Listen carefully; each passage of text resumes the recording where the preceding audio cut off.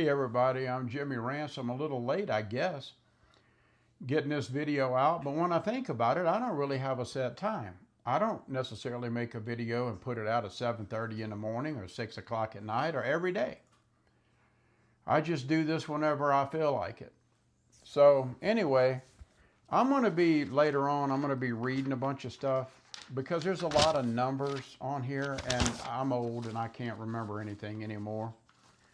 So I was kind of thinking today, this was earlier this morning, and I was just thinking about some stuff. I was thinking about how people struggle when they're senior citizens. Not everybody, but a lot of people. I'd say the majority do. And it's really hard. I don't have to tell you, you're living it, you're experiencing it. It's really tough to make ends meet. It's tough right now. Prices are high as hell right now. No matter what you do, or you get a cost of living allowance raise or whatever, everything, it's not enough. It's not keeping up with inflation. Well, I was kind of just interested in a couple things, and figures I turn on the camera, my nose itches. That always happens. Happens to a lot of you guys. I see you rubbing your nose when you turn on the camera. That must be a camera thing. I don't know. Maybe it's nervousness. You know how hard, like I said the other day, it's hard talking into a camera. It's not natural. And when I talk, I don't just talk straight into the camera. When I talk to people, I don't just sit there and stare at them in the eyes like I'm some kind of lunatic. Anyway, that's off the topic. But one thing I found out that was kind of interesting, and I was just curious. According to Social Security Administration, most people work about 35 to 45 years. And during that 35 to 45 years, you pay into Social Security for that amount of time. Again, 35 to 45 years.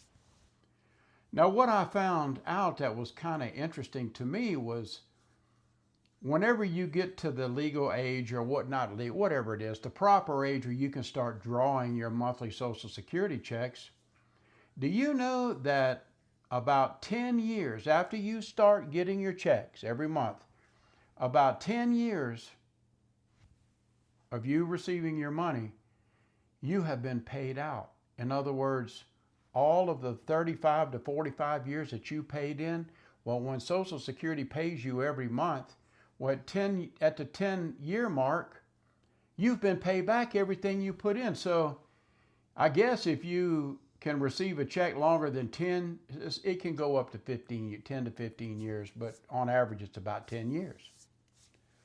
So after 10 years of you collecting your Social Security, it's other taxpayers paying for you. And I thought that was kind of interesting. So I guess today I was kind of thinking about how, and I'm not going to get off into this political crap, but I want to talk about, well, I guess I want to talk about Iran and the United States a little bit. And I'm not talking about, I don't want to go into war talk and all this. I'm not going to do that. I'm not going to get in there. But this is where I got to kind of read some stuff. One thing that I thought was kind of interesting is that commercial shipping through the Straits of Hormuz, I mean, that is a very important place in the world. Strategically, it truly is. That handles 20 to 30% of the world's oil. A lot of countries depend on ships going in and out so they can get, oil or natural gas or whatever to keep the world humming right along, And normally, normally 150 ships go through that Strait of Hormuz a day. Sometime a little less, sometime a little more. Well, since this war, or whatever you want to call it, they are down 90%. 90% is down of ships going in and out. 90%. And ships going out is more important because they're out delivering oil and natural gas to places all over the world. So we've gone now from 150 ships a day down to 3 to 13 ships a day, but it's closer to 3. Can you imagine that? That is the fuel and the oil that keeps the world going. And it is wreaking havoc. And it is really stressing a lot of countries. And Iran right now is in really a bad spot. They truly are, especially since their whole navy got destroyed. The United States just annihilated their entire navy, sunk all their ships.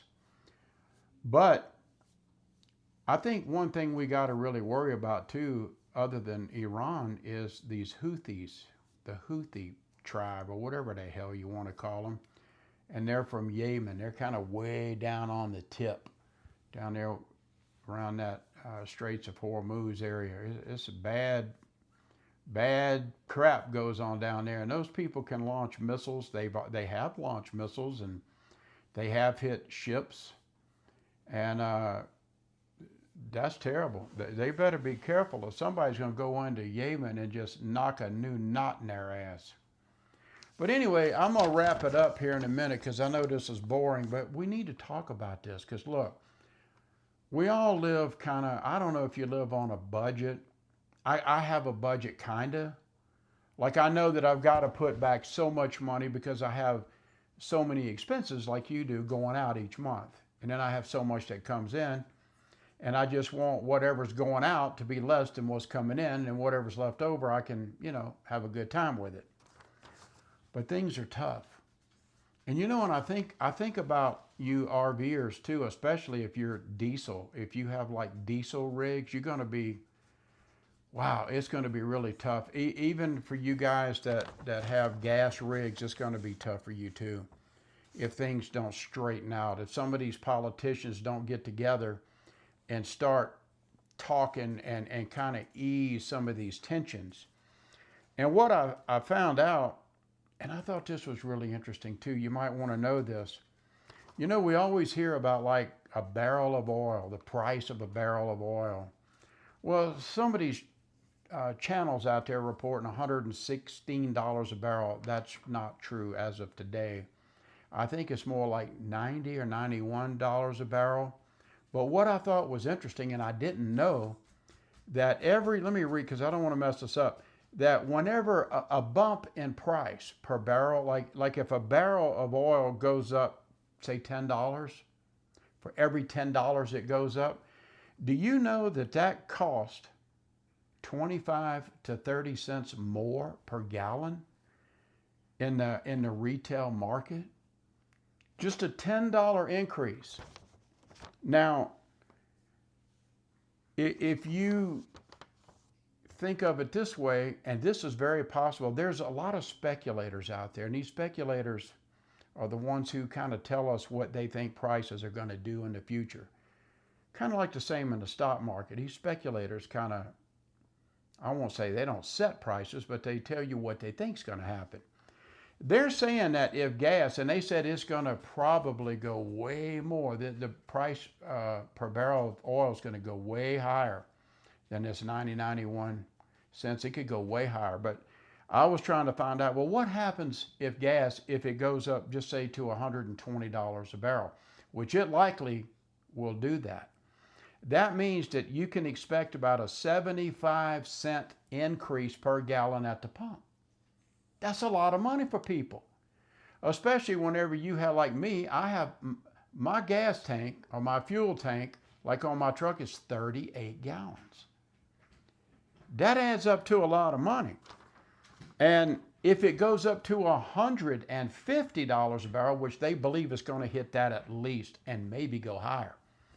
So if oil goes to $150 a barrel, you can expect $1.50 more per gallon added to what it is right now. And it's high right now, or higher.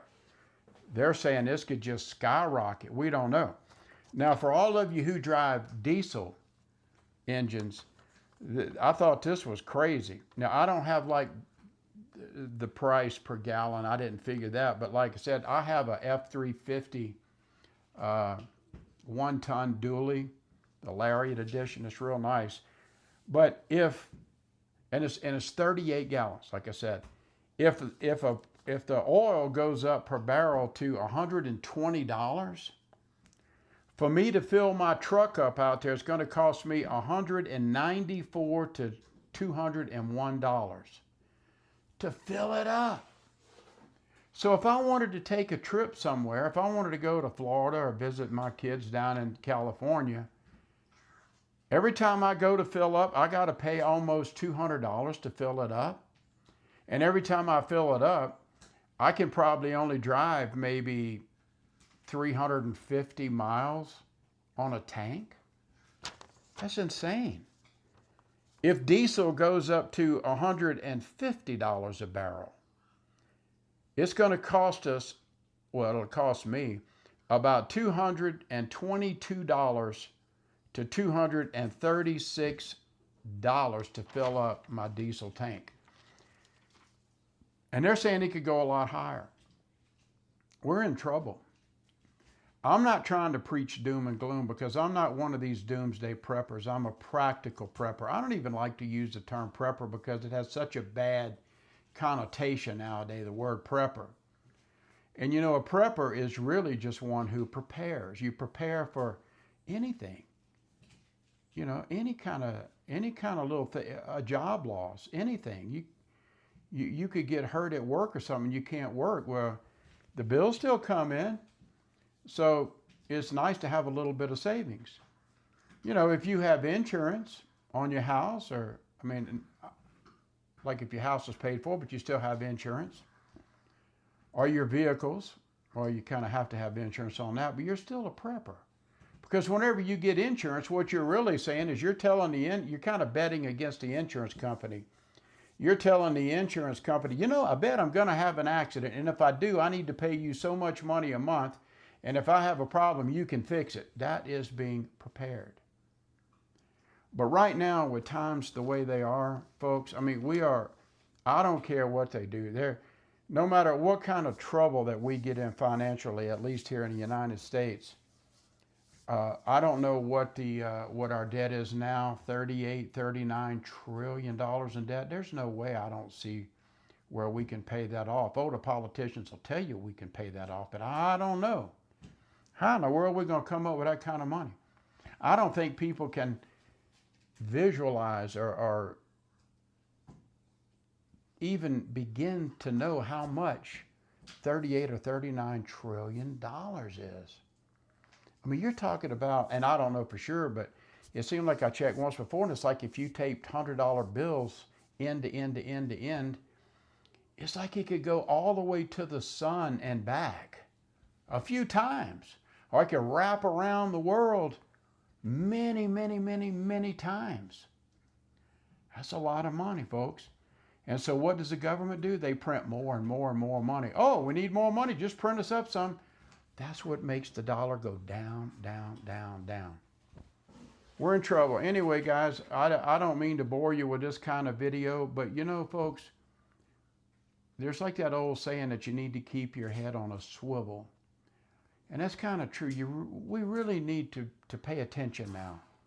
We need to pay attention. And we need to really kind of, the best we can, keep up with what's going on in the markets, especially militarily right now.